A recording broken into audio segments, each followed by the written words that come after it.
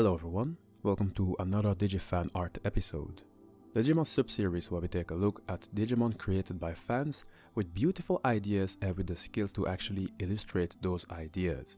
Let me tell you beforehand that some designs are really so creative to a point where I feel like I have little choice but to show them in the hopes those creators will get more attention by either Digimon fans or even Digimon developers to gain more inspiration. In this video we're going to be talking about Relicmon, an alternate Jagras/DNA Digivolution for Ankylomon and Angemon, which is normally Shakkoumon.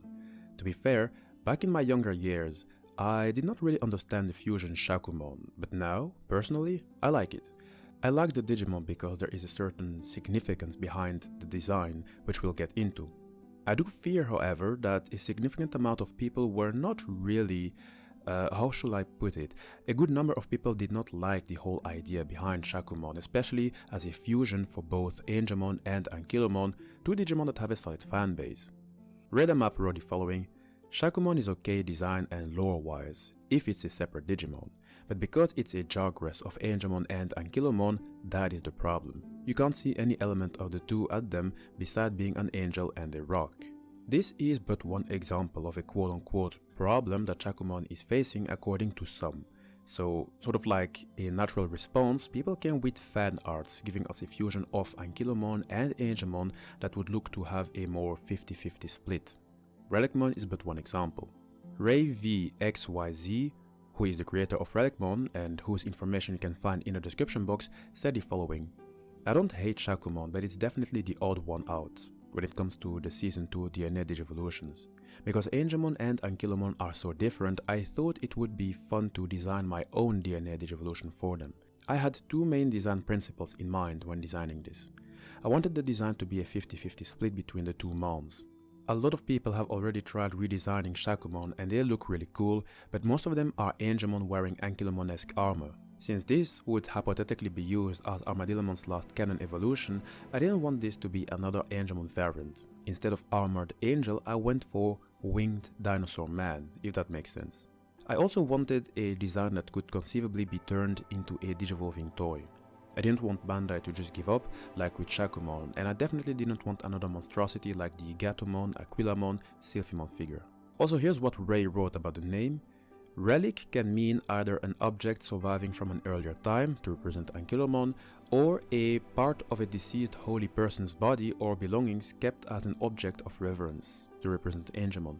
So I like the double meaning that Relic with a C gives. I personally really like Relicmon's design, not just because it looks sort of like this buffed tank of an angel, but also because I see what I see with Dinobemon and Paledramon. Both are fusions of Stingmon and XVmon, but appearance-wise, it looks like one Digimon took a more central role. With Relicmon, it looks, just like the creator has said, that Ankylomon took the central spot.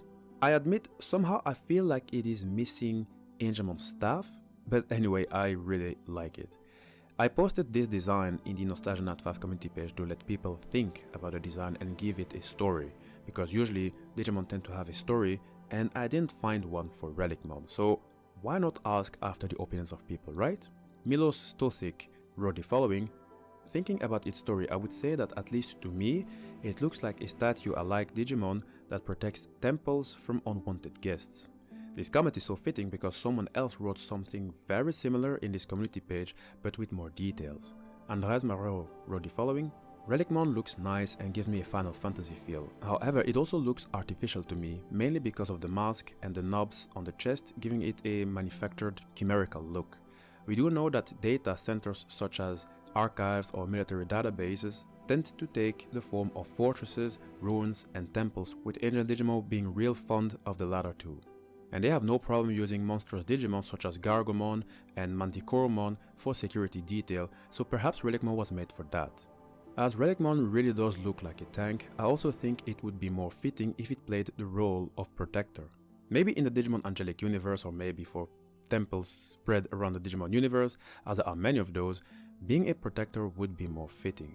Just look how massive it is, you'd need a lot to take it down. And we can't yet say what techniques it has.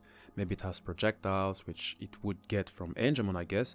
Maybe it's just a close-range Digimon. We didn't get more details on that, unfortunately. Now, as I love to say, nice work is cool, but if you want to make it better in a future attempt, you need feedback. And this design did get some constructive criticism, which we're going to discuss right now. I repeat, constructive criticism. Those who simply said that they did not like the design, I did not really bother reading it because there's not much we can learn from such comments. Andres wrote the following: "It looks like someone created this Digimon based on the data of Angemon and Ankylomon, rather than it being a straight-up fusion, and either the parameters changed mid-development or the one who was in charge for creating this Digimon focused more on what looks cool than on functionality. Just how is this creature going to fight? If the focus was for it to look scary and be incredibly durable and hard to take down, then I can certainly see the logic. However, its design is confusing on how it would fight. The wings are too small to allow for a flight, the tail is too short to be useful, and Relicmon certainly doesn't look agile enough to offset the short length, and the arms, which I assume are its main method for attack, is for some reason the least armored part of its body." Andres even gave his own idea to the how Relicmon would fight. "Perhaps Relicmon was made to look scary and absorb attacks, not combat per se. It is deployed in ancient temples and ruins of great value to the angel Digimon and forces of light, disguising itself as a statue and just part of the temple or ruins until intruders comes along and gets trapped with the guy absorbing attacks and befuddling its opponents while it relies on Manticoromon and Gargomon to deal the actual damage. Most people will assume that the big ancient juggernaut of a statue will be offensively focused and destructive when it is in fact defense and support. It draws in attacks and attention, leaving intruders vulnerable to the real threat." Now, because we are lacking more information, I do think that Andres was spot on. I don't really see a bulky Digimon like Relicmon do something else aside of being very defensive. If it were to be offensive, I think its body would show it more. Being so large and with lots of armor, it would probably make it too slow for being offensive. But all in all, I think that Relicmon certainly looks like a good fusion between Angemon and Ankylomon, but one where Ankylomon took more the upper hand. I do, however, want to point something out. You see, I know there is this idea that when a Digimon fuses, you'd need to see some physical aspects of the two components that will become one. I, along with many others, understood Shakkoumon differently. That is because it is more than just a fusion. Shakkoumon is more a, let us say, thematic pairing instead of a physical one like Paledramon.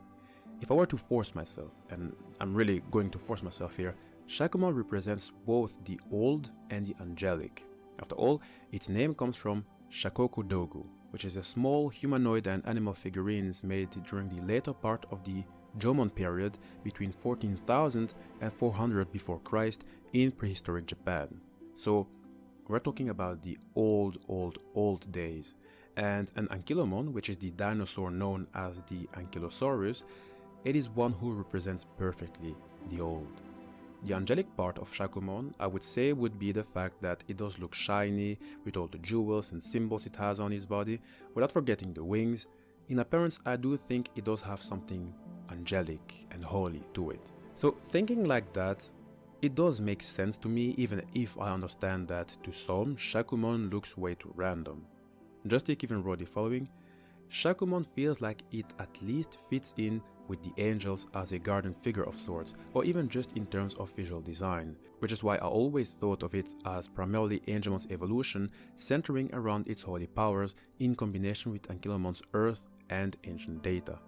Now that we have some good opinions and good feedback for Relicmon, I'm going to finish the video with a last comment that will sort of leave us on a cliffhanger.